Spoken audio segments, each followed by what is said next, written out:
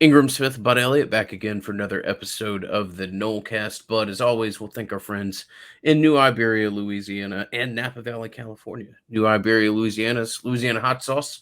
3 simple ingredients, one fantastic product, improvement of any meal or darn near any meal. And the good people at Tarpon Cellars, 20% off.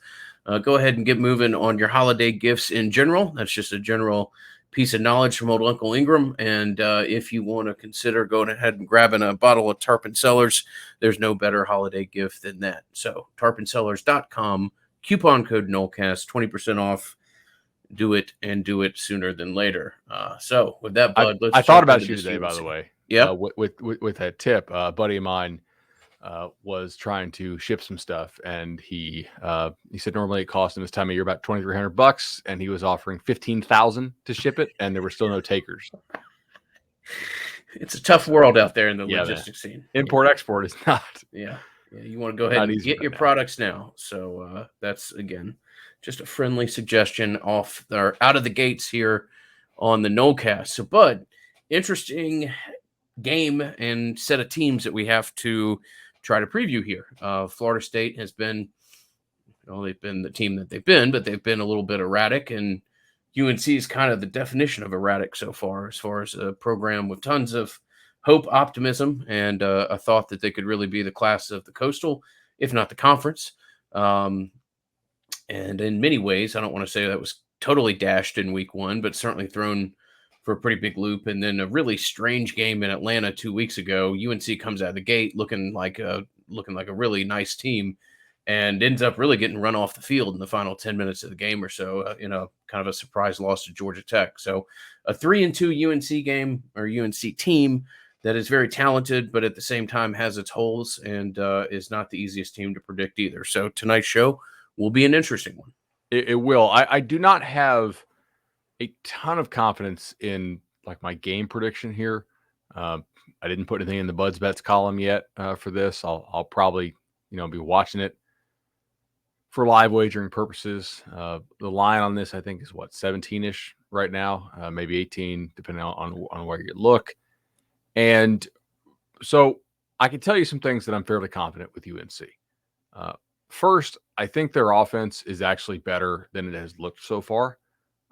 They're actually number 2 in offensive SP plus in the country, which is pretty wild. And you would think that's a little tough to do given the fact that they only scored 10 points at Virginia Tech, and they lost the game to Georgia Tech where they only scored 22 points. Now, in their other games, they've put up 38 and 59 on UVA and 59 as well on Georgia State. This is an offense that moves the ball pretty damn well. It is quarterbacked by Sam Howell. They're going to be a pretty heavy RPO-based attack. And, of course, if you listen to the Nolecast, we harp on the idea that the RPO is actually not quarterback keep or quarterback give. It's throw or give in the strictest sense of the word. It's run, pass option. It's not zone read. Although they certainly do some of that.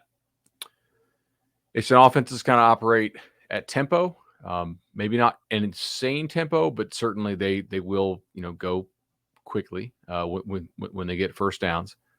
It is also an offense that it's interesting because I feel like some of their efficiency numbers are counter to the narrative and counter to what you see almost. So last year they had a bunch of very good receivers and some really awesome backs, and yet they lost a lot of those guys. And this year the narrative is, hey, the run game is not as good. And on an efficiency basis, that's actually not true. They're 14th in rushing success rate. They're 13th in rushing efficiency. Now, they don't hit a whole lot of real explosive runs. But on the passing game side, it's interesting here. They're only 67th in passing success rate and 69th in passing efficiency. But they do hit bombs, legitimately. They'll hit balls over the top on you. They are 13th in passing explosiveness. And I think part of the narrative here comes just formed based on what we saw in the first game. I listen to a lot of UNC podcasts. Shout out Inside Carolina. Those guys do a tremendous job. I mean, they literally have 8 podcasts a week. So there's always somewhere else we could take this thing, Ingram.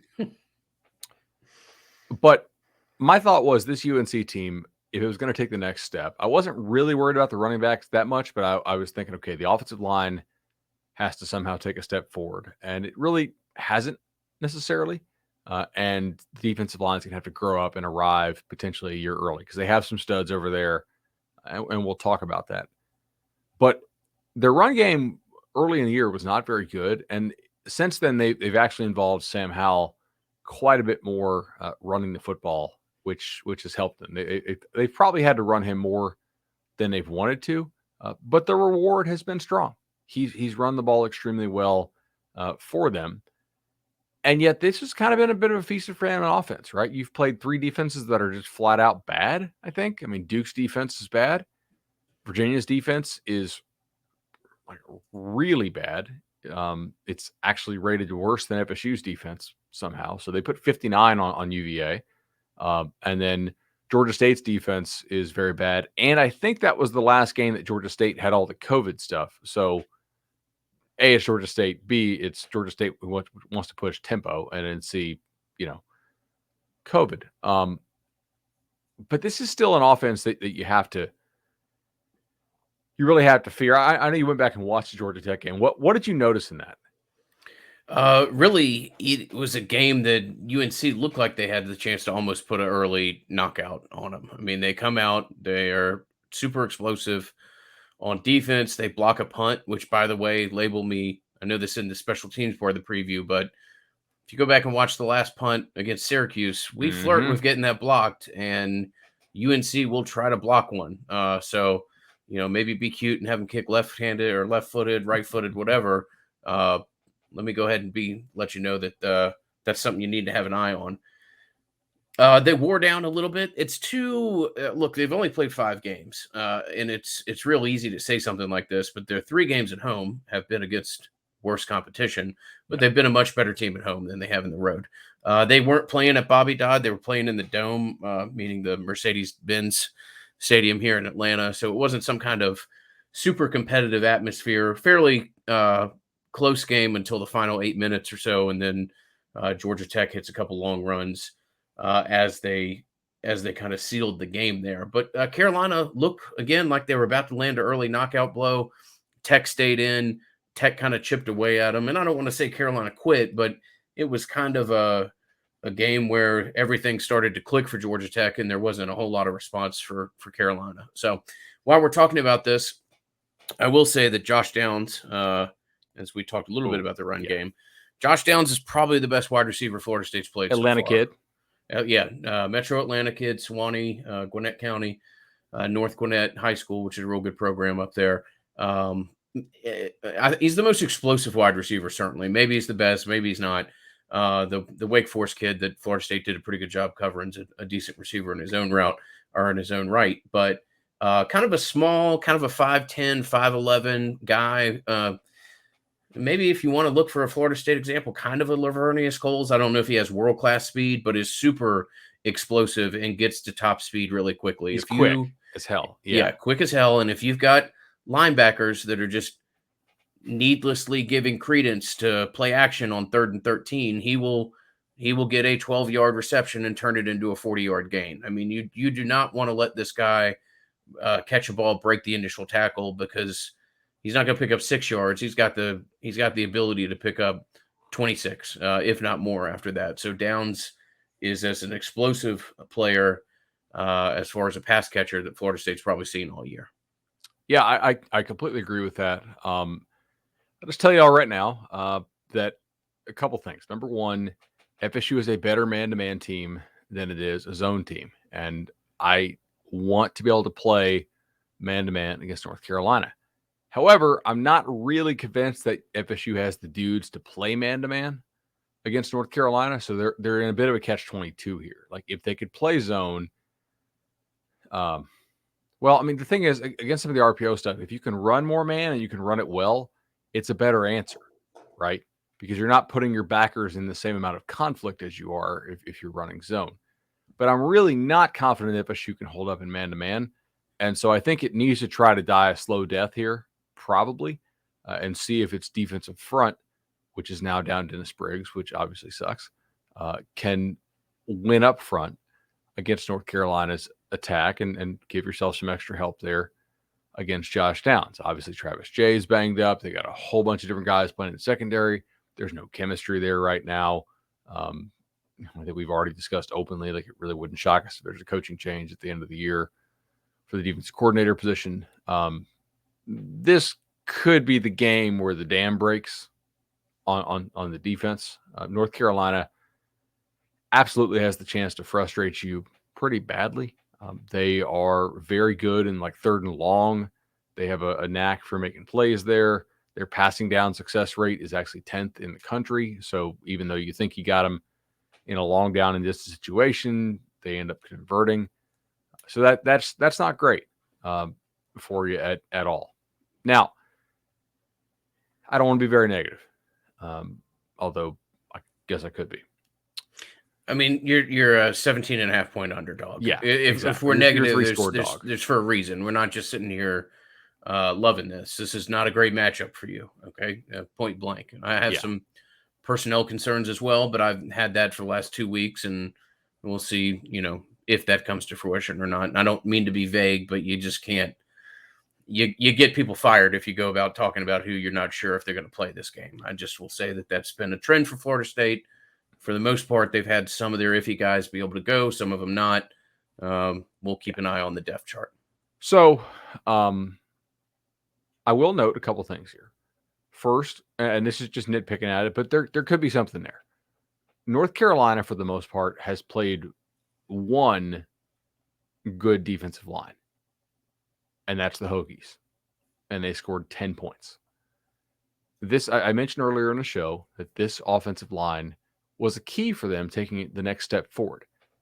It would have to improve. It would have to get better. It is not. It's actually, I'm not convinced, better than it was last year. Mm-hmm. And they've rotated some centers. Georgia State's defensive line is not anything special. Virginia does not have guys this year on the defensive line. Duke, ditto for the most part. Georgia Tech, occasionally, but I mean, FSU does have some guys like Jermaine Johnson's a legitimately very good player. Cooper's playing fairly well on the inside. If Lovett, if Lovett's all good to go, he could cause some problems. Keir Thomas is a decent player. We haven't really seen North Carolina have success against a good defensive line yet this year. They're basically 0 for 1. There is an outcome of this game, and I don't think it's super likely, but it is possible, so we should address it, in which FSU's offense or defensive line just goes out there and whips UNC's front and causes all kinds of problems for the Tar Heels. And I have some numbers to support that as well. We're kind of a data-driven podcast, but we also watch the games. And when I watched that game against Virginia Tech, I saw Tech beat them up front pretty well.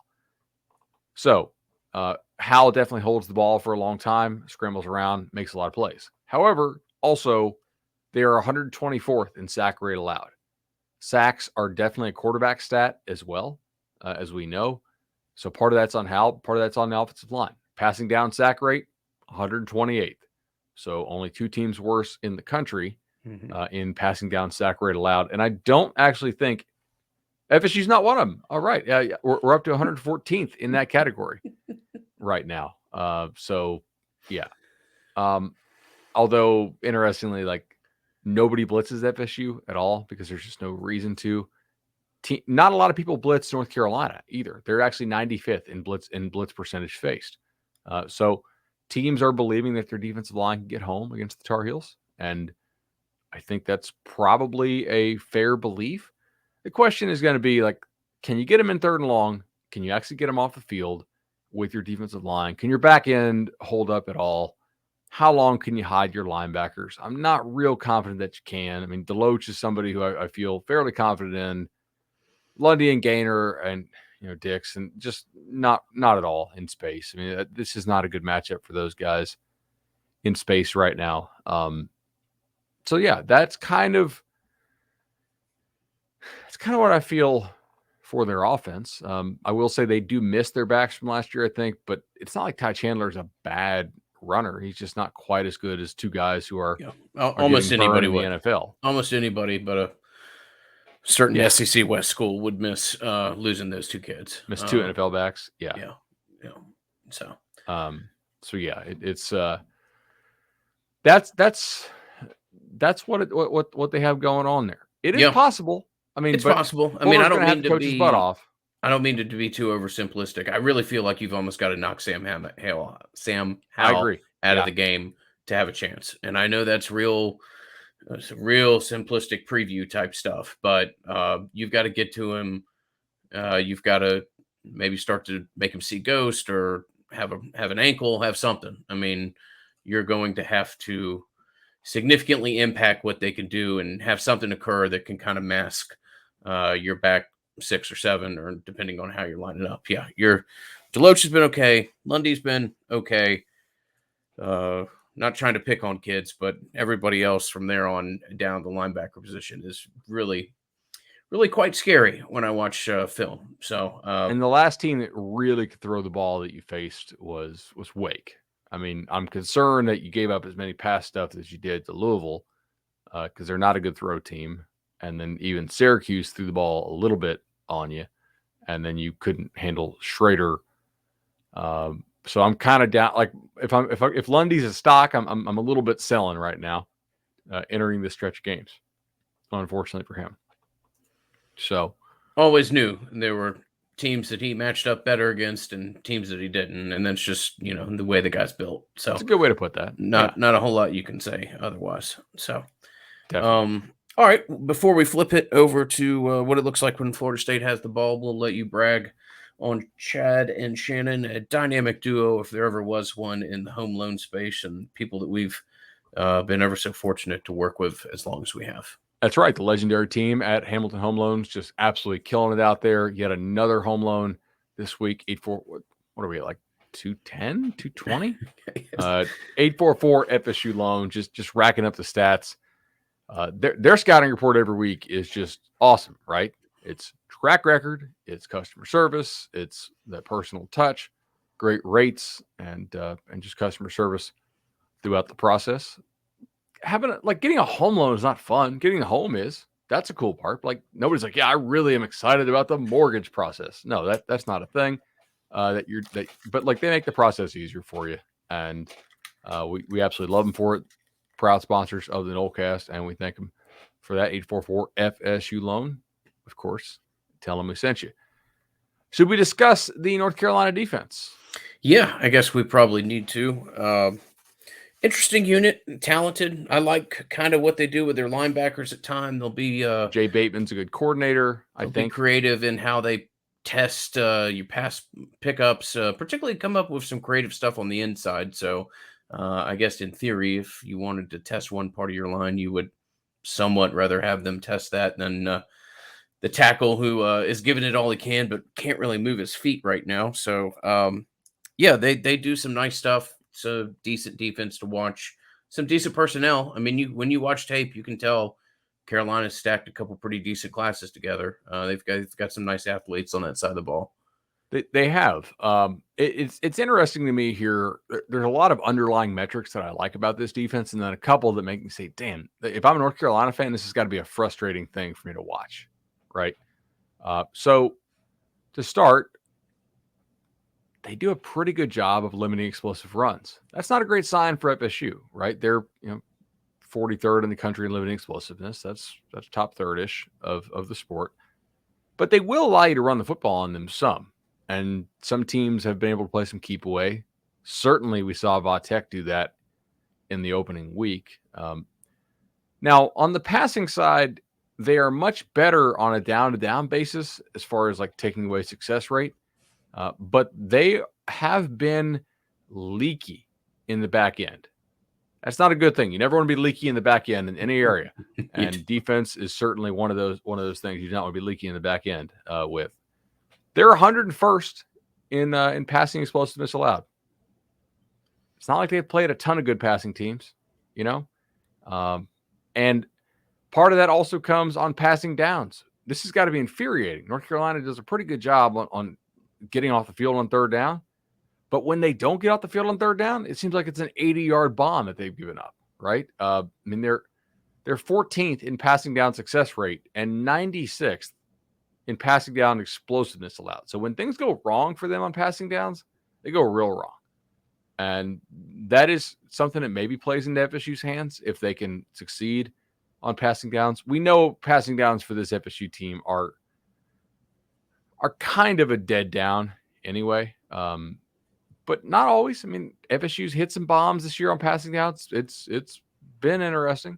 Yeah. For what's an absolutely terrible passing game for the Noles this cycle.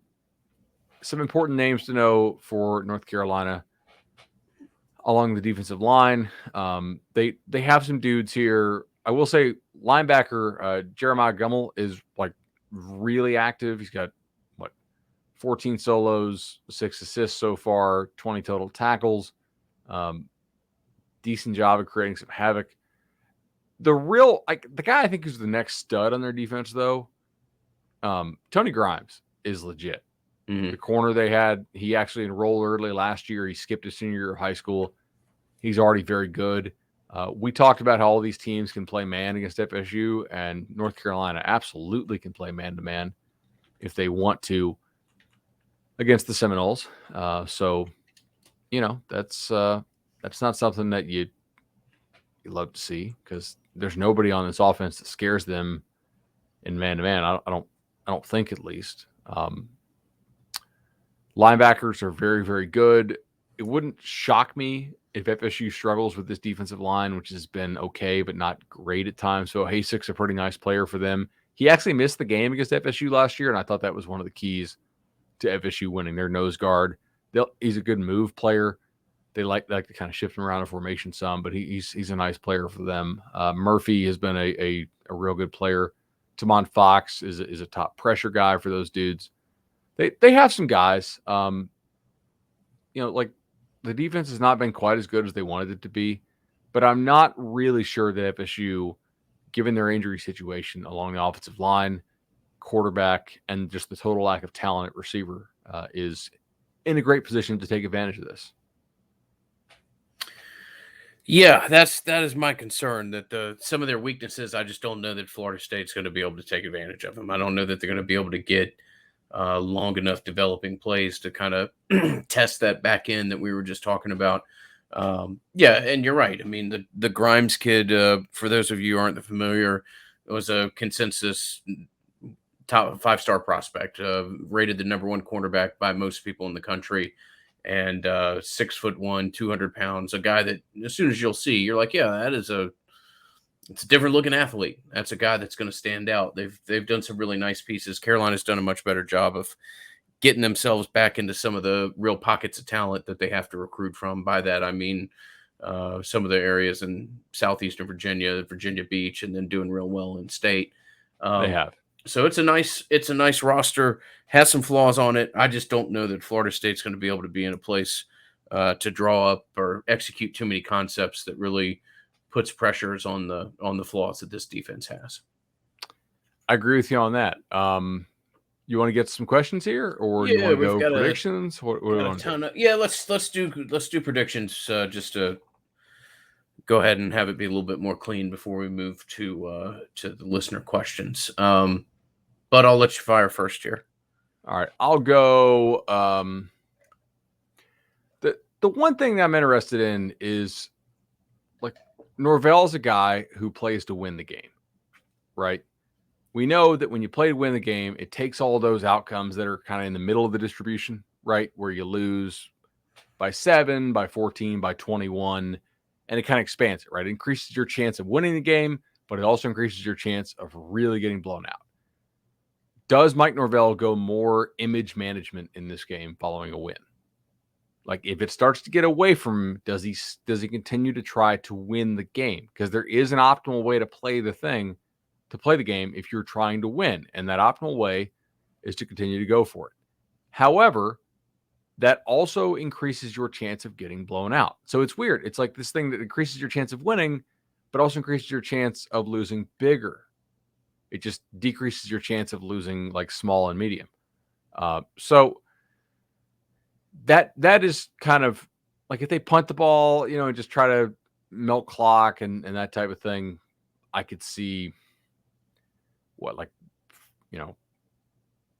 38-24, something like that. That's your that's your plan to keep it respectable line. Well, I mean, if they, sure, but if FSU gets some turnovers and its defensive line totally eats hell, like they're not 50-1 to win the game. Like there is a scenario in which they can win the game. It's unlikely, but it is possible. I will go. What should I go here? I'll go 48-20. Okay.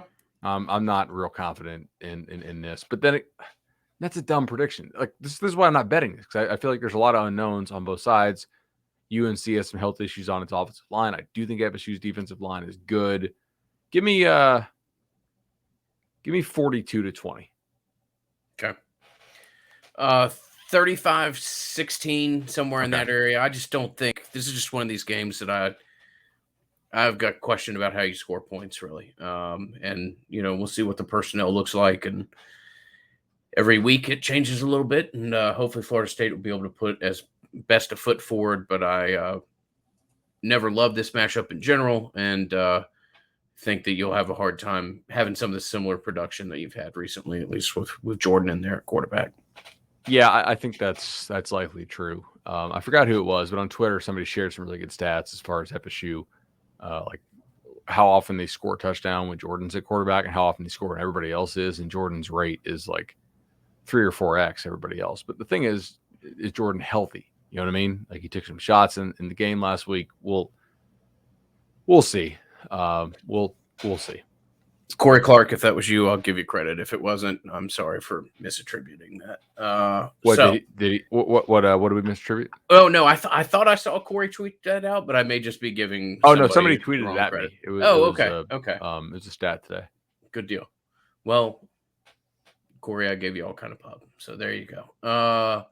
Listener questions. We'll first start this from Dan. Dan says. His second question is kind of funny. So, are we going to be worse on defense next year? We lose Johnson, Keir, Briggs just got hurt and won't have a chance to develop into the player that he looked like he was going to be. I mean, you're certainly going to have some success in the transfer portal to be decent. Now, yeah, the answer is yes. They will be worse on defense, yes, unless the secondary gels a lot better. Or you get like a real bona fide linebacker. I mean, which is not going to erase the personnel that you're losing up front, but there are some real big holes on this team, and maybe you get a little bit of patchwork, and it's hard to say exactly how people are going to fit in or what kind of talent that would be interested in coming to Florida State. But you're certainly not going to have the defensive line that you do this year, next year. So, which is why I think you probably need to make a change at defensive coordinator, to be honest, because like you need to get a guy in there next year, allow him to install his scheme that he wants to run, and then hopefully see some real improvement in 2023. Yeah. We can talk about that a lot next week. I do think you're going to end up making a defensive coordinator change. I do too.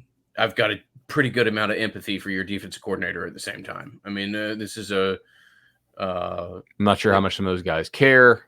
In my opinion, it's a justified move if it occurs, but you have to also have an idea as to some of the challenges that are in that job right now. It is his job though to connect with those guys. And he's paid a lot of money to do it, right? So like, it is, and I don't always like everybody I work with, but I got to make sure that they work hard and there are 5 games in. They are 5 games in, and you're still seeing alignment issues, communication issues. I mean, stuff that you just can't have at this point. And so, a conversation for next week. The second question that Dan asked. Note, this is not a Travis Hunter question, who I guess just happens to be really head over heels for Florida State. Well, we certainly hope so. Hypothetically, Dan asks, you're a 4 or 5-star player, very talented. You're being recruited by UGA and FSU.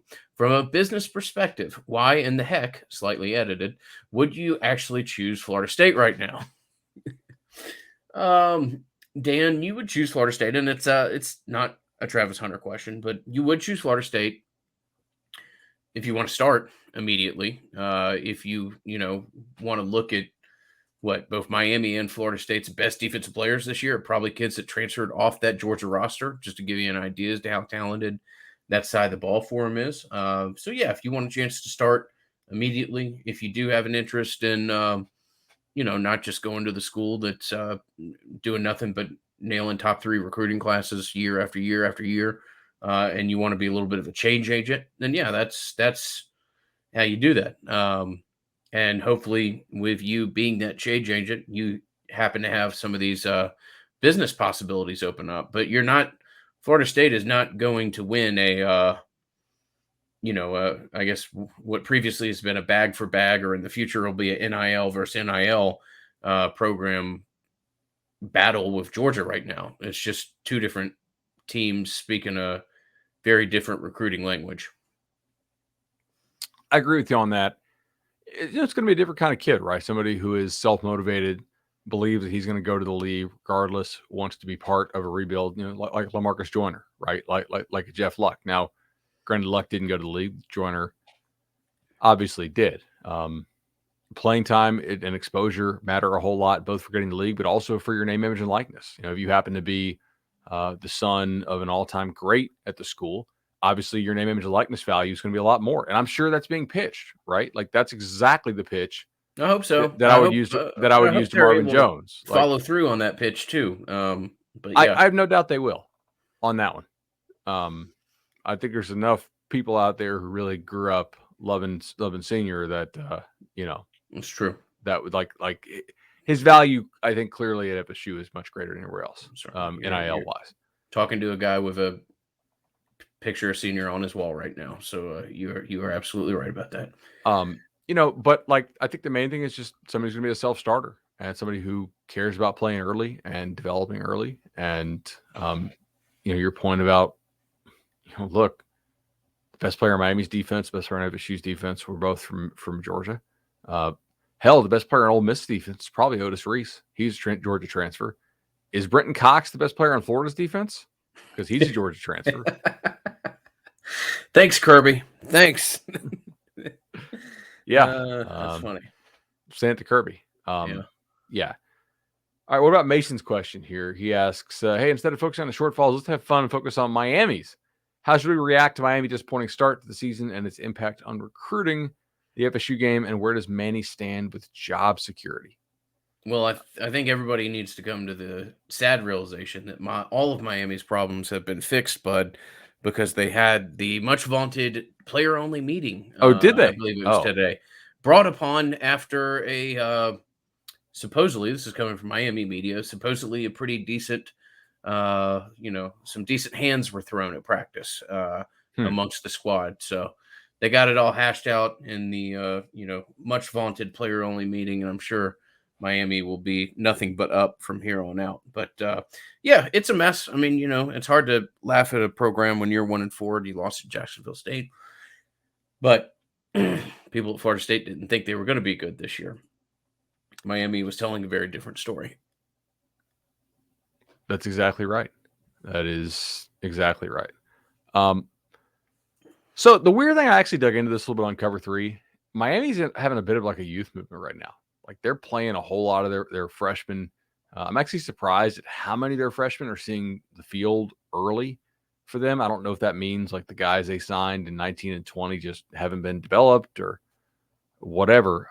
But that's an interesting situation. I think Manny's buyout is 8 or 9. We'll see if Miami actually wants to pay that. We will see if who they go get. Like obviously, if you can go get Cristobal, I think you do it, right?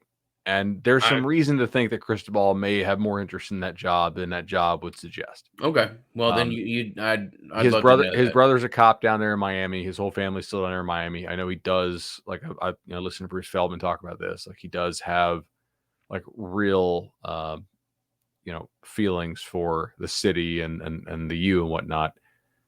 But also like who's USC going to hire? Because it's probably not going to be Urban Meyer.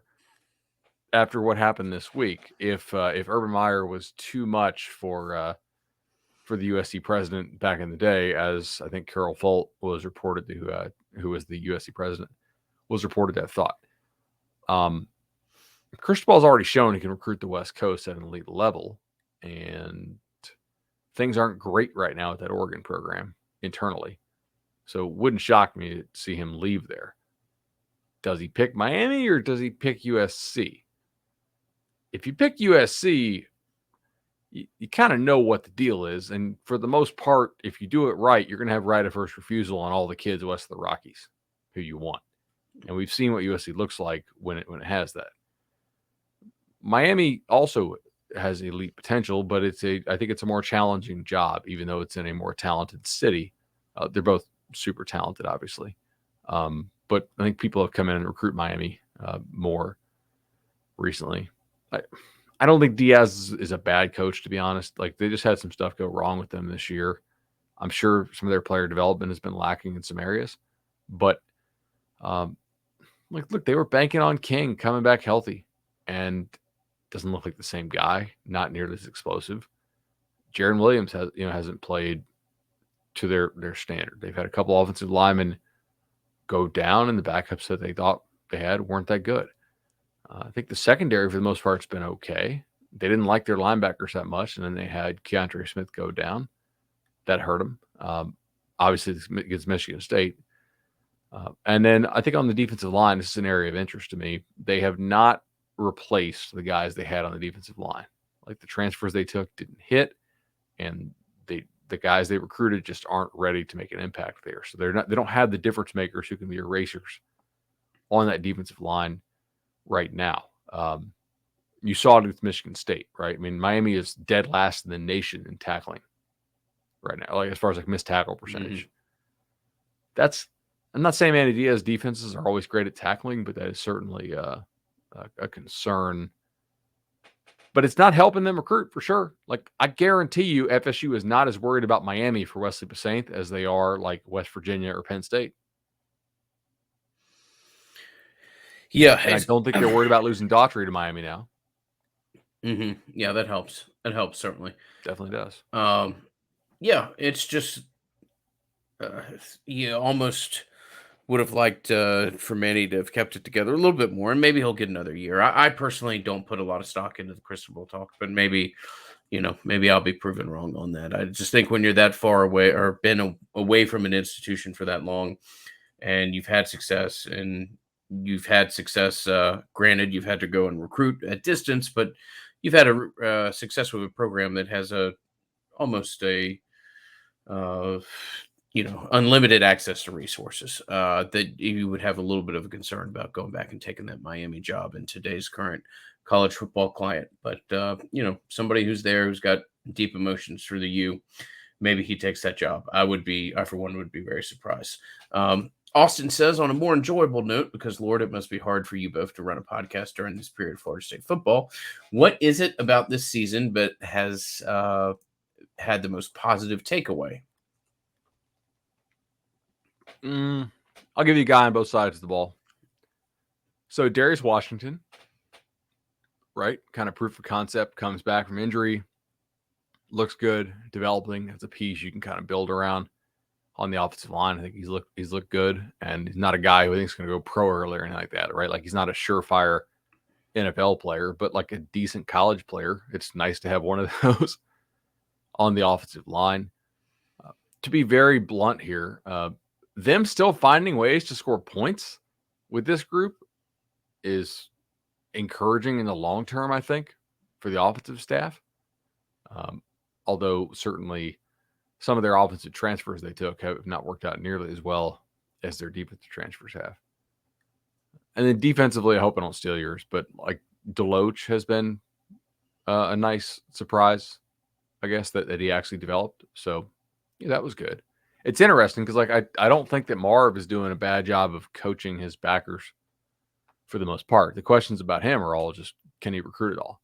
Yeah. I've got some questions about what's being taught or not execution at linebackers. I mean, I think the Syracuse game was a particularly that was nasty problematic game for the backers. But yeah, I mean, it was Deloach on on defense, certainly, and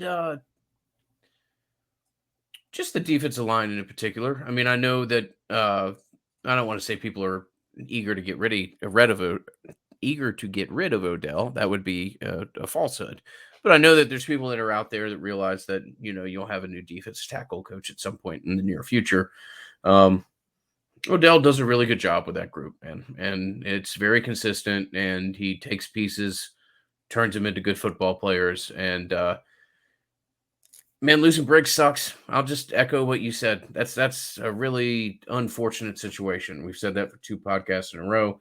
Sucks in the manner that you lost him. Sucks that you don't have him for this game. I'd be significantly more optimistic if you had another real starter piece along the defensive line.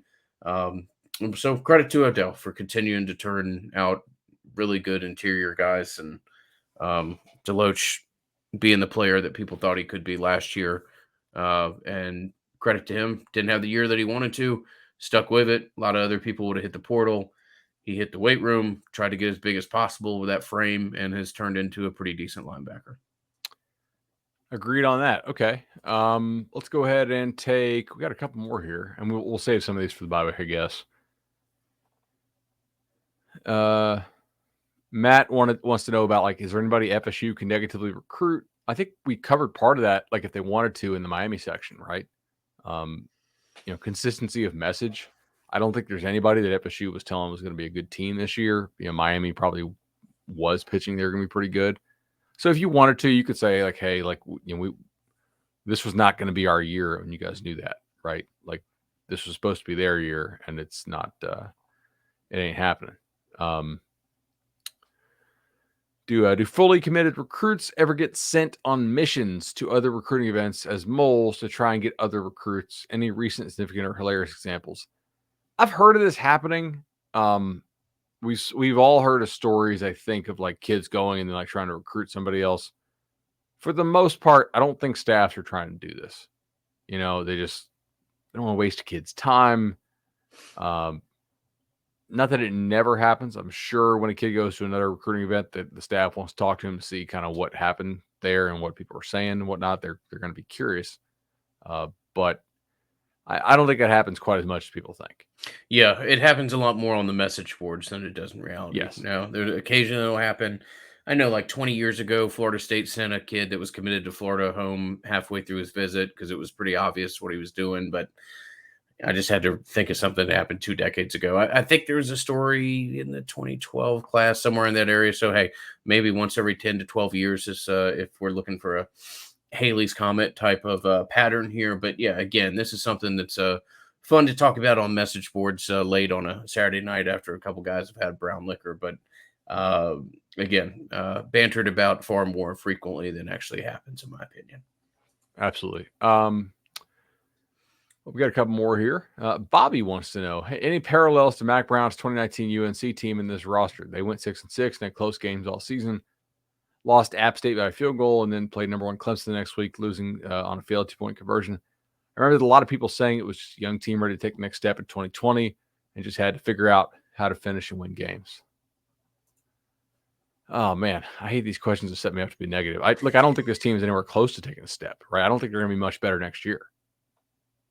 Right? I mean, do you? Like, I don't see them taking a leap next year. Maybe they will. I kind of doubt it. You could be better in segments, but yeah. I mean, it's it'll be interesting to see what you do at quarterback. Long-term rebuild. Yeah, it's a long-term rebuild. I think Duffy may well be your starter. I also think that expectations for Duffy are way too high than they should be. I'm not knocking the kid, but that's going to be a rough. You mean like year one expectations? Yeah, year one expectations. Not overall, not what the kid develops into, but starting a freshman at quarterback is fraught with danger, certainly. So, yeah, we'll just have to see. I mean, it would, if you can get this class together and you can keep it a top 12, 15 class, it'll be interesting to see what this program looks like with some real kind of top level elite talent. I mean, I know you've signed a couple guys in the secondary. You have a bunch of stars next to them, but you haven't signed a couple guys like you've got signed on the class, or at least that you were flirting with a couple weeks ago. So if you can get some of those real game breakers in, be interesting to see how early they start to flash. And you certainly think that would raise the floor a little bit on what you could do in conference and maybe win 1 or 2 more games than you would otherwise. Let's see. That's more a bye week question. Steven, I share your frustrations with special teams. We'll talk about it during the bye and hopefully not have any more recent additions to add to your question. Dominic says, Knowles win, Knowles win, Knowles win. What has to happen for us to hear this Saturday evening? I think we touched on it, that you probably got to knock the quarterback out and have a very low scoring game, relatively speaking. I think is the over under 63, somewhere in the mid to low 60s? Yeah. Yeah. You got to have a game that's in the high 40s, I think, total points to win this, and win something, maybe 26-23 or something, where it's a little bit of a sloppy game and you're able to pick up on some critical points in games where you haven't otherwise. Exactly right. I think that's I think that's correct. I think you need to be probably plus 3 in turnovers if the quarterback stays upright. Mm-hmm. Yeah. Yeah, that seems about right. I mean, if you're plus 3 in turnovers, you could win this game. UNC has shown the ability to play poorly. Like, they're not a perfect team. I think like their ceiling is much higher than FSU's ceiling, but they've also had 2 stinkers. And we don't really know what they're going to do against a good defensive line. So it's absolutely possible that FSU comes out there and plays them tough. I don't know what's going to happen in this game. My real thing is I just don't know like how this offensive staff can keep this team scoring. And I don't mean scoring like 40. I just mean like scoring. Like I think they might have a shutout in them this year. There's a lot of concerning stuff about the offense. So let's go and take. First, let's thank our friends at Congruity. As always, we'll thank our friends at Congruity. Great people that we've been able to work with, starting our second year with Matt Lewis and his team.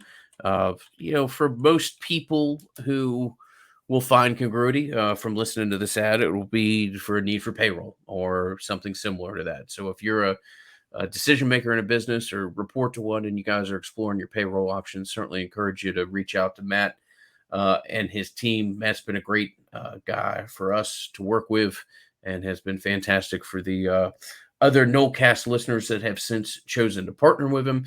You can go to congruityhr.com to find out more about the business in general. If you want to reach out to Matt, we'll give you the number that we do every week, 844-247-4100. I'll also say that I think the 80% of the people that have signed up with Matt have actually reached out to me originally to make the connection. And if you feel more comfortable doing that, I certainly understand. You can DM me on Twitter or send us an email or something like that. And we can talk a little bit about how you guys might best partner before bringing Matt into the conversation. But you can reach him at email knowles@congruityhr.com, or again, 844-247-4100. And a tip of the hat to our friends over at Congruity. All right, we're going to get out of here on some questions from Trey. Trey writes, hey, you mentioned the talent deficiency, which is true. However, the ACC school outside of Clemson regularly out-recruits FSU. How did FSU fall to the bottom third of the talent in ACC, which is what you guys seem to indicate?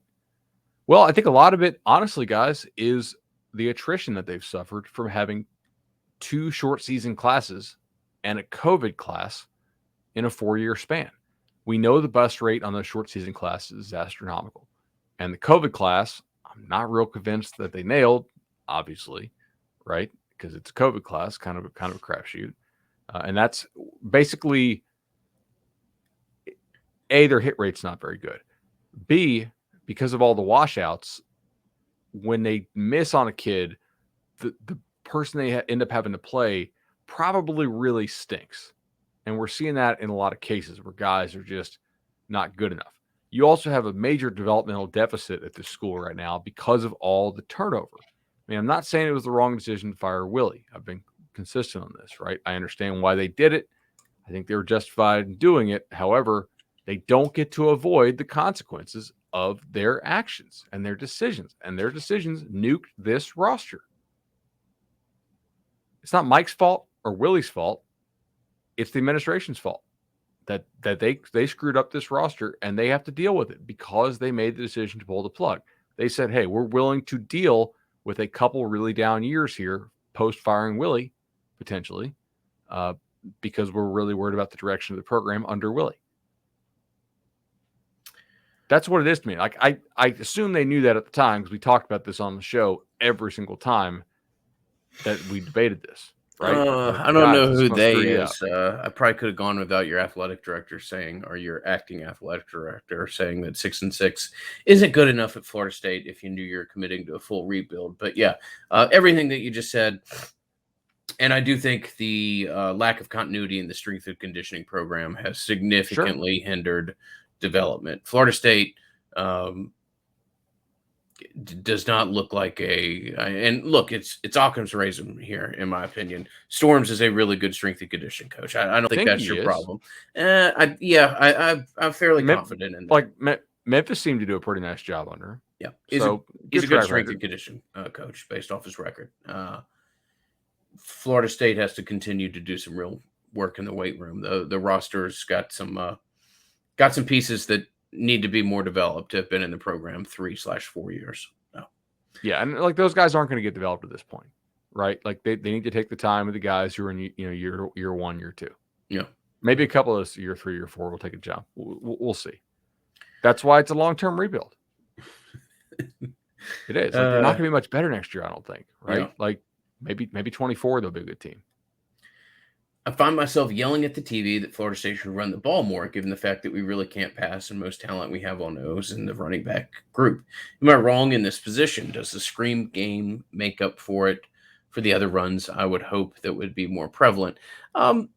Yeah, I mean, it's certainly more complicated than to run the ball more, Trey. And I feel like you're kind of hinting that in your question. Trey's been a longtime supporter of the podcast and certainly has a pretty good wrap around the game. Look, you got two really good running backs, and what I said, Sean squared or whatever with Jay Sean and Trey Sean. Good backs. I don't. It doesn't really bother me that Trayshawn Ward only only carried the ball twice last week. He got tons of touches in the pass game. They do a lot of stuff that, whether it be with what they were doing with Milton against Louisville. I mean, a lot of those little sideways passes that go 3 yards get listed as a pass when it's a run. Yeah. I think you're doing all you can, and we talked about this last podcast where if you're just looking at probabilities, part of the reason they're calling these pass plays is because something may break down and Jordan may scramble for 11 yards, and that's just kind of what you have to do when you've got an athlete like that. So I think you have to continue to call pass plays. Enjoy the modicum of successes where and when you can find them in the pass game, because you just can't be a team that, in the most simplistic form, Bud, this team can't play Oklahoma, right? You can't line up in a 6-yard box with 2 guys or 1 guy and try to drive block people and when it's predictable as to what's going to happen and situations dictate, you get embarrassed. It's why you do, what half the fan base thinks is really dumb stuff. I get it. Way too cute, whatever you want to label it. You're doing that for a reason. It's because you can't play simple lineup, block, pick up 2 yards. So you can't be too, hyper predictable when it comes to what you're trying to do in the run game. Very long, verbose answer to the question there, but that's where I am at 11 o'clock on a Wednesday night. A couple things here. So Brendan Sonnone of Knowles 24/7 had a great stat the other day, and I don't have the exact thing off the top of my head, but basically, I think it was like 80% of FSU's rushing yards would come on 6 rushes. It was something insane, right? It was like just and the point here was, on a down-to-down basis, FSU's run game is bad. It's not good. The yards per carry numbers cover it up, and FSU does a decent job a couple times a game of tricking the defense and springing Ward and Corbin, who I think are, decent college backs. I know Ingram and I disagree on this. Like I'm not convinced those guys get drafted. Like they're good. I don't think they're great. So here's the thing. Teams are not scared of FSU passing the ball really at all. They can get pressure on you rushing 3 sometimes and sometimes 4. FSU is, 111th in passing success rate, 117th in passing efficiency, 111th in passing explosiveness. They can't throw the ball. Jordan's not a great thrower of the ball. McKenzie's damaged goods. The only thing this offense does well at all, really, is tricking people into hitting explosive runs. And they do it sometimes. Part of it's, though, because they'll line up its formations that suggest they're going to pass, and then they kind of mess with the defense's leverage. They're 78th in rushing success rate and 5th in rushing explosiveness, which speaks to Brennan's stat, right? Like, on a down-to-down basis, they're not good at running the ball. If they just line up and be like, hey, we're going to run the ball, teams are actually really good at stopping it for the most part.